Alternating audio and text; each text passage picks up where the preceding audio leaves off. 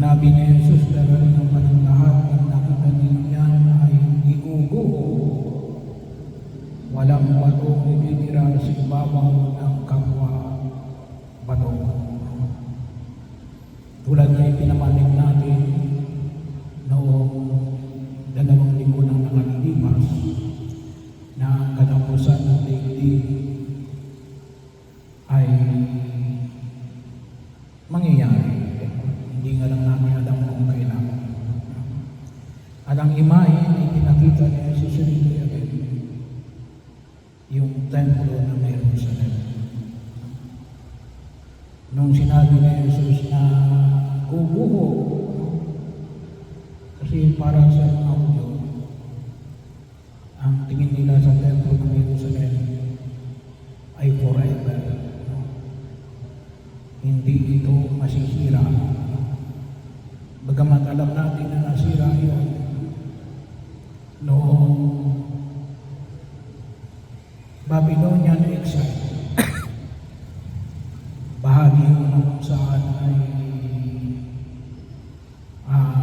nawasak ang bahagi ng natangin ng templo. Pero akala nila hindi na masisira yun. Pero tulad din pinamanig ni Jesus, walang batong matitira sa kapwa bato. At nagkaroon ng kagalawan. Pero sa paningin ng mga Hudyo, sabi ko nga, unthinkable yun. Hindi nila inaasahan na mangyayari. Kasi nandun nakasalalay yung kanilang katanyagan at pagkilala natin na hindi sila pinababayaan ni Yahweh. Pero lang natin, nagkaroon ng kagalawan nila. Kailan? Noong 70 AD. Talagang nawasak. At tulad ng sinabi dito, walang bato ititira sa na kakabit ng kapwa bato. Talagang totally wipe out. Yung tinatawag natin na yung the Wailing Wall of Jerusalem. Hindi kabahagi yun ng templo ng Jerusalem. Yun ay kabahagi ng old wall of Jerusalem. Katulad tayo, meron tayong tinatawag na intramuros. Yung wall of city. Kaya nga intra, within the walls. Kasi nung una yung administration building nandoon sa loob. Pero yun ay hindi lamang 500 years ago na nauso yung tinatawag natin yung mga siyudad na pinapaligiran ng mga bakod ng mga bato kung yung mga alala sa lumang tipan na tinatawag natin yung Jericho.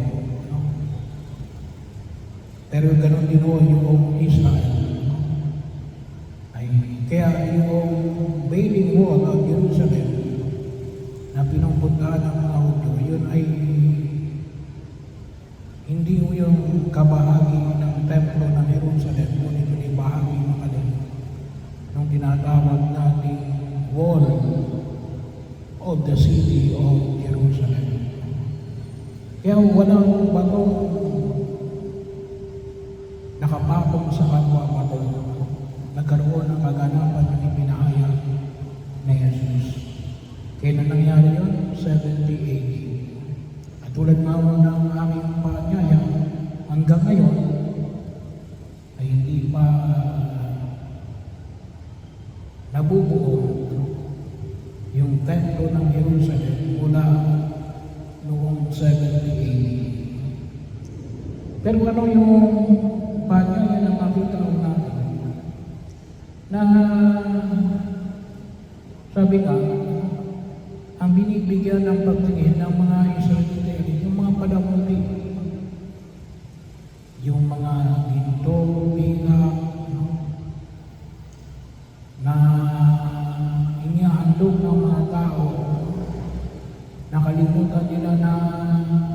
higit sa lahat, ano yung templo?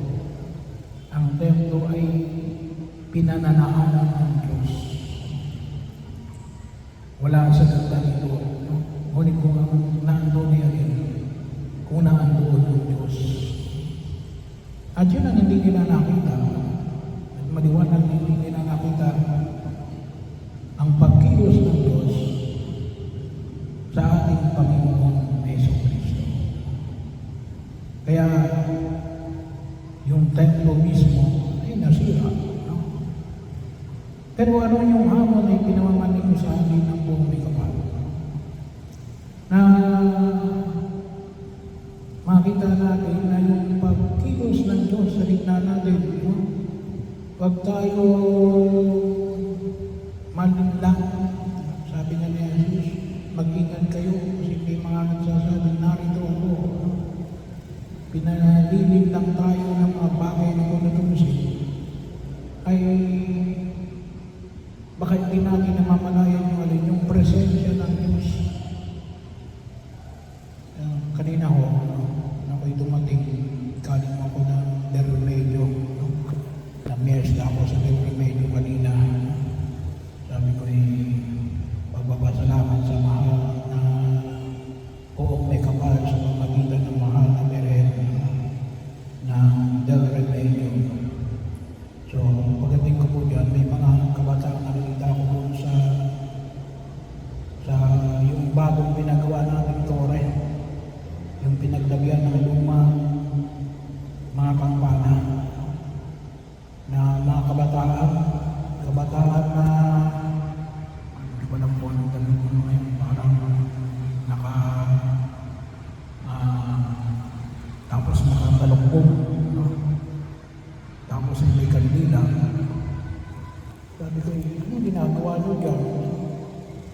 Sabi, ito po yung 21st century. No? Ay sabi ko, yan yung New Age, kung tawagin. Sabi ko, alam niyo ba yung ginagawa nyo? Ito po yung sa 21st century. Ano? Pero sabi ko, bakit kayo nagsisindi ng kandila? No? Sabi ko, hindi naman kayo nagdarasal. Hindi naman madali. Kung minsan nagsisindi tayo ng kandila para pagtaboy ng lamok. Ay, kung minsan may mga bagay na hindi tayo namamalayan. Gumagamit tayo ng mga bagay na kung tuusin ay para sa pagpag-ugnayan sa Diyos. Ginagamit natin sa mga bagay na hindi natin alam kung bakit natin ginagawa. Ay, sabi ko ay mag-ingat kayo. Baka ibang espiritu ang tinatawagan ninyo. Bahagi ko na pagkakataon na makita ko namin. Sabi ko, baka mamaya, baka akala ninyo ay simpleng bagay. Baka mamaya makita natin na kulto na. Kasi hindi natin nakikita natin. Itong mga bagay na ito inilalayo tayo sa tamang pagtingin. Simply because hindi natin naiintindihan. Lalo na dahil hindi natin naiintindihan. Baka akala nyo iba it is harmless because hindi natin naiintindihan. Hindi ho. Mas masama kasi bakit? Eh ginagawa natin, hindi natin alam kung bakit. Kasi sabi ko, lagi ko dun sa mga kabataan na patayin niyo yung kandila. Hindi nyo alam ang inyong ginagawa. Okay lang yun, nandiyan kayo, kahit na anong suot ninyo. Pero yung magsisindi ka ng kandila, hindi ka naman nagdarasal. Nasa property ka ng simbahan, ay bahagi yun. So yun ang makita natin. Yun. Kasi yan yung hamon na hinaharap natin ngayon. Nililig lang tayo. Nililig lang tayo. At kung isang panlilig lang ngayon, yung pananabot. Pananabot. Kasi yung pananakot, kung minsan hindi mo na kinakailangan paliwanag, ay hindi ko gano'n yung aming pananampalataya. Hindi po yan presensya ng Diyos. Kung ang ginagawa mo lamang is out of view. Pag mo ginagawa yun, takot kasi yan doon. Yan din po yung trabaho ng pamahilig. Hindi yung gano'n sa Diyos yun. Bakit? Ang Diyos natin ay hindi nananakot. Ang Diyos natin ay Diyos ng pag-ibig. Bahagi yun. Kaya yun ang hindi ko nakita ng mga Hudyo eh. Hindi nila nakita yung pagkilos ng Diyos kay Jesus. Na puntusin. Kaya at nangyari, nasira yung lepro. Napuntusin yan eh. Yun ang tanda ng presensya ng Diyos sa gitna nila. Bahagi yun na kung saan yung huwag natin kalimutan. Kaya nasaan ang pagkilos ng Diyos sa atin. Yun ang tingnan natin. Or else, baka mamaya, hindi natin namamalaya na yung mga pagkilos natin ay hindi na pala tumutugon sa panawagan ng ating Diyos. Kaya maliwanag yung sinabi niya, mag-ingat kayo. Sabagkat, anong sabi niya? Na at na hindi maligaw ni naman. Kaya kinakailangan namin na tunay natin yung pagnilayan at makita ay ulit yung pagkilos ng Diyos sa buhay natin. Huwag natin sayahin yung panahon natin sa mga bagay na kung itong sinali ay nililibang tayo, dinadaya tayo, nililit lang tayo sa mga bagay na kung tuusin ay hindi makapos. Kaya ito po yung manalangin natin sa harapan ng buong may kapal na huwag tayong tumulag sa mga Hudyo dahil hindi nila nakita yung